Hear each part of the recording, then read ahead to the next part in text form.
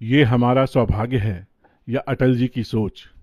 इस national highway को फुलपरास से गुजरना था, नहीं तो 60 साल बाद भी फुलपरास, घोघडिया और मधेपुर में कुछ नहीं बदला। घोघडिया का स्टेशन जैसे पहले था आज भी बिल्कुल वैसा ही है। आज भी सड़क के दोनों ओर बैठे खुदरा व्यापारी यही पूछते हैं कि क्या यही फुलपरास है?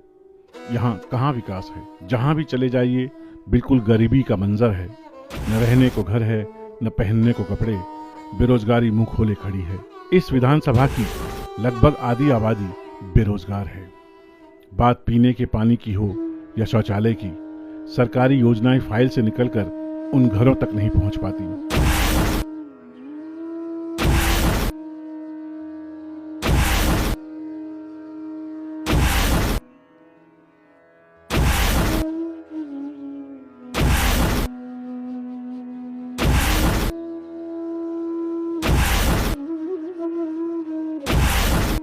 आज भी गांव से सड़कों तक का फासला बहुत ही दुर्गम है। बाढ़ से प्रभावित इस क्षेत्र में विकास ने झांक कर भी नहीं देखा। लोग आज भी नदी नालों से होकर अपने घर तक पहुंचते हैं। भूकंप जैसी आपदाओं से निपटने की योजना भी भ्रष्टाचार के चुंगल में फंस के रह जाती है। ये दरार जो घर की दीवारों पर पड़ती है, दौड़ते दौड़ते एड़ियों में उतर आती है।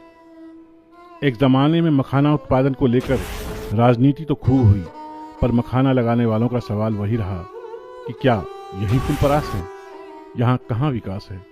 जल संसाधन में आगे होते हुए भी मछली पालन जैसे उद्योग दम तोड़कर रह जाते हैं। मछुआरे हों या हाथ के काम करने वाले मुश्किल से 2 वक्त की रोटी कमा पाते हैं। स्वास्थ्य विभाग की तो जितनी बात कम की जाए उतना ही अच्छा है। न सरकारी डॉक्टर हैं न दवाएं। हार कर बाहर इलाज करने पर मजबूर गरीब और गरीब हो जाते हैं। माँ की गोद में रोता हुआ ये बच्चा वही सवाल दोहराता है कि क्या यही फुलपरास है? यहाँ कहाँ विकास है? पूरा क्षेत्र छोटे और गरीब किसानों से भरा पड़ा है। जहाँ देश में कृषि का यंत्रीकरण हो गया है, वहीं यहाँ का किसान किसी भी तरह से खेत जोत रहा है। पूरी कृषि व्यवस्था भगवान भरोसे है। कभी बारिश कम तो कभी बहुत ज्यादा। बिजली का तो हाल ही बुरा है। घरों तक आ जाए यही बहुत। खेतों में तो डीजल के पंप ही ले जाने पड़ते हैं। सरकार की नहर परियोजना 9 दिन चले 2.5 कोस की गति से चल रही है। मुआवजों के हेरफेर और भ्रष्टाचार काम को रोके खड़ा है। नहर भी ऐसी बन रही है कि जिससे सिर्फ नुकसान ही होगा। इन सब से निकल भी जाए तो किसान अपनी उपज का दाम नहीं पाता है। न भंडारण की सुविधा है, न बेचने की, न खरीदने की। सरकारी खरीद में घोटालों की पोल खुल ही गई है। इस क्षेत्र में मवेशियों की भी कमी नहीं है, पर दूध का उत्पादन ना के बराबर है। वेटनरी डॉक्टर की सरकारी सुविधा मिलती भी नहीं।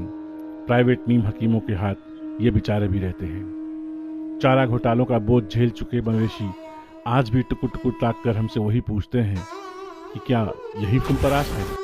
यहाँ कहाँ विकास है?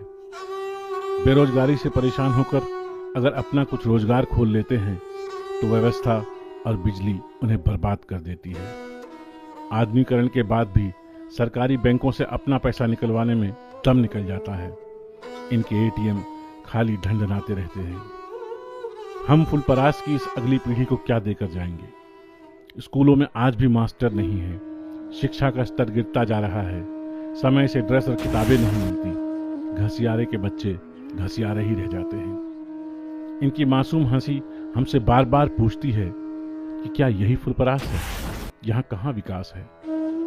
लोहिया जी के स्मारक पर श्रद्धा से आंखें तो झुक जाती हैं, पर हमें लगता है कि वह भी खामोश आंखों से यही पूछ रहे हैं कि क्या यही फुलपरास है? यहाँ कहाँ विकास है?